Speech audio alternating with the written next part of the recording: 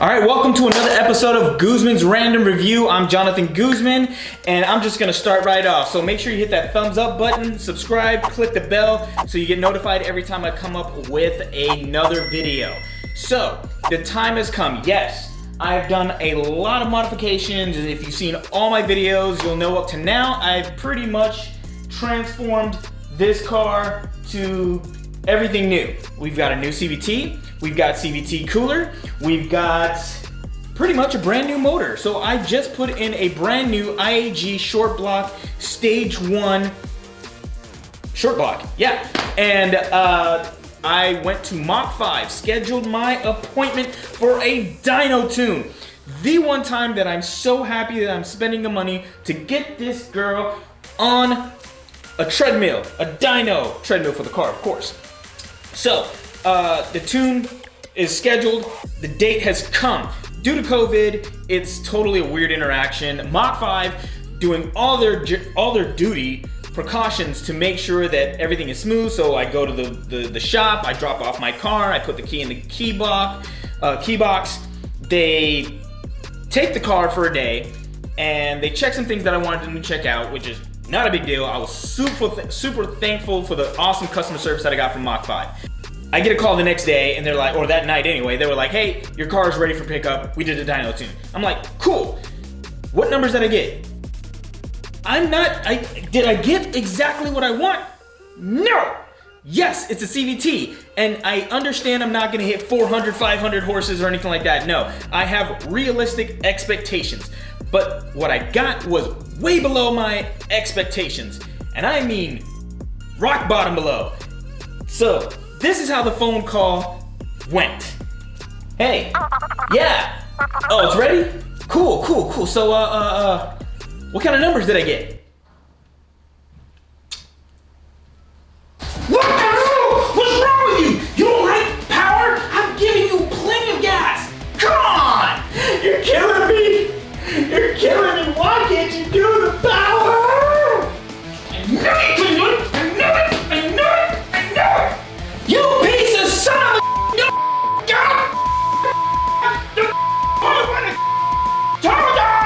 So, the number that I got, are you ready for this? 230 wheel power. At the wheel, not at the crank, 230 wheel horsepower. And at the wheel, with everything that I've done, I mean, I've literally gotten everything off the Subi Speed and every other aftermarket part kit installed on this thing. Okay, other than maybe E85 and flex fuel kit and some other doodads. But really, pretty much every bolt-on thing you can do. Not expecting to hit 300, though what I would have liked. Either way, 252 torque and 230 wheel horsepower. Yes, I was upset. I hit every single thing inside me. Yes. But I respected the dyno tune, I respected the tuner, and I kept my calm, and I asked why.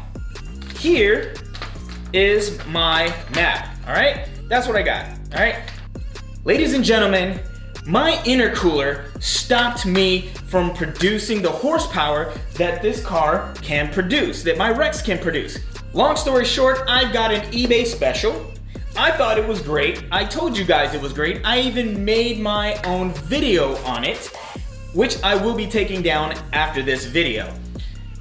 The only problem is I never got a true dyno tune. I always got an E-tune, and with an E-tune, depending on your tuner, they never saw what MachV saw. MachV found out why I wasn't creating the power that I should be creating. When they pushed it, they held it back. They pushed it as far as they could, and they found out that post-intake manifold, the intake manifold, post-intercooler manifold, all that, whatever, they were looking at those numbers, and the numbers you should be hitting when you do a pull is from 100 to 110. They told me on every single pull that they had that it hit to 150 rapidly and kept climbing. Once they saw that, they turned it off. They pulled it back. They were like, nope, we don't want this thing to blow on the dyno tune. So let's pull it back. Let's see what's going on.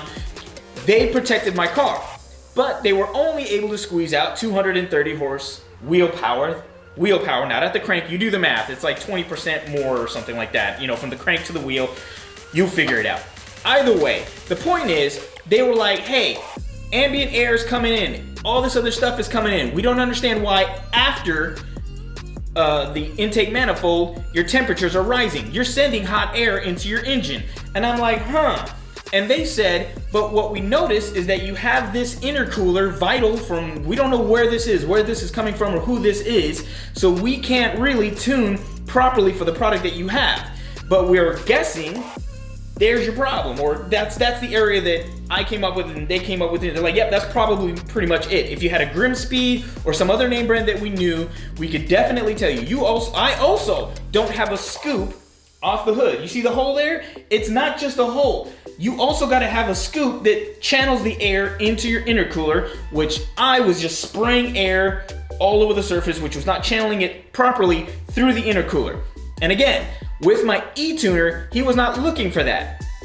Whether he does on the dyno in his home location, regardless, I'm not gonna blame him for it. I'm gonna blame myself because I did not do the proper due diligence, but I am thankful for MachV for finding this.